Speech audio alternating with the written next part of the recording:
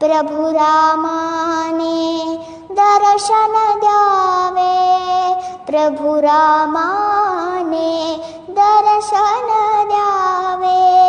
गातो मुखी हरिनाम हरिनाम, गातो मुखी हरिनाम। अंतरी माझा रात्रंदिन तो वास करीला श्रीराम।